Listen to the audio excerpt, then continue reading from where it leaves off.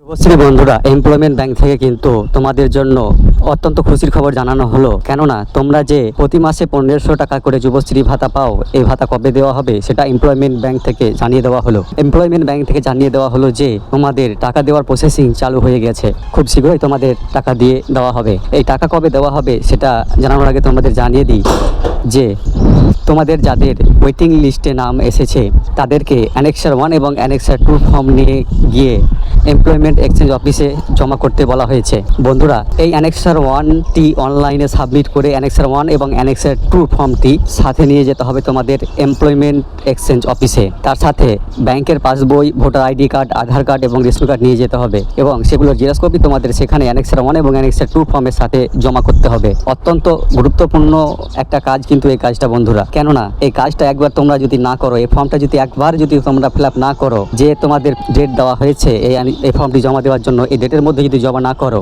তাহলে কিন্তু তোমাদের যুবশ্রী ওয়েটিং লিস্ট যে জারি করা হয়েছে এই লিস্ট থেকে নাম কেটে দেওয়া হবে। আর আমার দীর্ঘদিনের অভিজ্ঞতা থেকে আমি দেখে আসছি যে একবার যার নাম কেটে দেওয়া হয়েছে তাকে কিন্তু দ্বিতীয়বারের জন্য আর যুবশ্রী লিস্টে অন্তর্ভুক্ত করা হয়নি। অর্থাৎ অত্যন্ত সতর্কতার সাথে খুবই তাড়াতাড়ি, যত তাড়াতাড়ি সম্ভব যে ডেটে তোমাদের অ্যানেক্সার 1 এবং অ্যানেক্সার 2 ফর্মটি ফিল আপ করতে জমা দিতে বলা হয়েছে সেই ডেটের মধ্যে অবশ্যই তোমরা জমা করে দাও। যতগুলো কর্মপ্রার্থীর নাম যুবশ্রী ভাতা থেকে বা এমপ্লয়মেন্ট ব্যাংক থেকে কেটে দেওয়া হয়েছে তাদের মধ্যে সবচাইতে বেশি প্রায় 95% হচ্ছে অ্যানেক্সার 1, অ্যানেক্সার 2 এবং অ্যানেক্সার 3। এই তিনটি ফর্ম ফিল আপ ঠিক মতো, ঠিকভাবে এবং টাইমলি জমা করার অলসতার কারণ। অর্থাৎ কোনো অলসতা না করে অ্যানেক্সার 3 জমা করার সময় শেষ হয়ে গেছে, সেই ঝামেলা শেষ। কিন্তু যাদের নাম ওয়েটিং লিস্টে এসেছে তারা অবশ্যই এখনই খুবই তাড়াতাড়ি অ্যানেক্সার 1 এবং অ্যানেক্সার 2 ফর্ম ফিল জমা করে ফেলো। তা না হলে শুধু এখনই নয়, ভবিষ্যতেও আর কোনো দিন